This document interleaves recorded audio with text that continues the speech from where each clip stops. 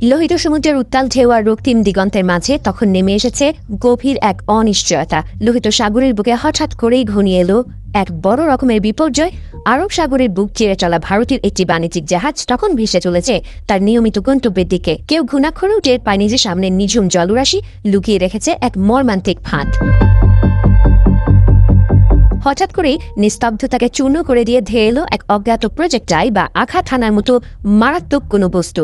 মুহূর্তের মধ্যেই সে নির্ভীক জাহাজটির ওপর আছড়ে পড়ল ধ্বংসের থাবা। চারপাশ কেঁপে উঠল এক বিকট শব্দে। আঘাতটি এতটাই তীব্র ছিল যে ভারতের মেকানাইজড পাল তোলা জাহাজ ফাইজ নূরে আলিয়া মুহূর্তের মধ্যে ভারসাম্য হারিয়ে ফেলল এবং তীব্র বেগে কাত হয়ে তলিয়ে যেতে শুরু করল সমুদ্রের অতল গহ্বরে। জাহাজে থাকা 14 জন নাবিক তখন চরম জীবন সংকটে। তাদের চোখের সামনেই জাহাজটি যখন জলের নিচে তলিয়ে যাচ্ছিল তখন বাঁচার আকুতি ছাড়া আর কোনো উপায় ছিল না। চারপাশে নির্মম জলরাশি যেন তাদের গিলে খাওয়ার ফন্দি এঁটেছিল। ঠিক সেই মুহূর্তে জাহাজের ডেকের ওপর দাঁড়িয়ে থাকা মানুষগুলোর চোখের পলকে কেটে যেতে লাগলো জীবনের সবচেয়ে দীর্ঘ ও আতঙ্কিত মুহূর্তগুলো।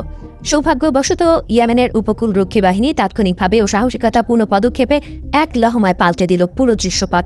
সৌদি সমর্থিত ইয়েমেন সরকারের কোস্ট গার্ডের সদস্যরা মৃত্যুর মুখ থেকে ফিরিয়ে আনতে ঝাঁপিয়ে পড়লেন গভীর সমুদ্রে। বোট নিয়ে তারা যখন দুর্ঘটনা কবলিত এলাকার দিকে ছুটে যান তখন তাদের একমাত্র লক্ষ্য ছিল মানুষগুলোর জীবন বাঁচানো।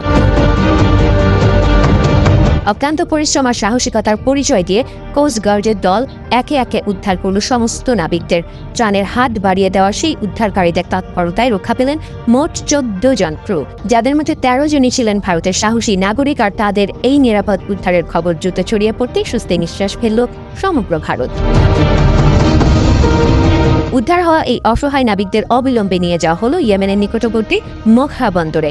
সেখানে তাদের প্রাথমিক চিকিৎসা, নিরাপত্তা এবং প্রয়োজনীয় সমস্ত মানবিক সহায়তা দেওয়ার ব্যবস্থা করা হয়। ভারতের শিপিং মন্ত্রী সর্বানন্দ সোনোয়াল এই দুঃসংবাদের পরপরই টুইট করে জানান যে সমস্ত ক্রুরা এখন নিরাপদ অবস্থায় রয়েছেন এবং তাদের ফিরিয়ে আনার প্রক্রিয়া তদারকি করা হচ্ছে। তবে এই একটিমাত্র ঘটনা নয়, গোটা লোহিত সাগর অঞ্চল জুড়ে এখন চরম যুদ্ধংদেহী এবং থমথমে পরিস্থিতি বিরাজ করছে। এর আগে সৌদি আরব এই জলপথে নিরাপত্তা বজায় রাখতে প্রায় 43টি দেশ এবং ইউরোপীয় ইউনিয়নের সাথে একযোগে একটি বিশাল বহুজাতিক নৌ জোট গঠনের ঘোষণা দিয়েছে। পাশাপাশি মিশরের নৌবাহিনীর তৎপরতাও বাব আল মেন্দেব প্রণালীর চারপাশে নাটকীয়ভাবে বৃদ্ধি পেয়েছে। বিশ্বের অন্যতম ব্যস্ত এই বাণিজ্যিক জলপথে একের পর এক এমন আক্রমণ বিশ্ব অর্থনীতির জন্য এক গভীর উদ্বেগের কারণ হয়ে দাঁড়িয়েছে। মধ্যপ্রাচ্যের সংঘাত আর ইয়েমেনের উপকূলীয় অঞ্চলের রাজনৈতিক উত্তাপ এখন পুরো সামুদ্রিক বাণিজ্যকে অনিশ্চয়তার মুখে ঠেলে দিয়েছে। লোহিত সাগরের বুকে প্রতিটি ঢেউয়ের নিচে যেন এখন লুকিয়ে আছে নতুন কোনো ভূরাজনৈতিক ঝড়ের পূর্বাভাস।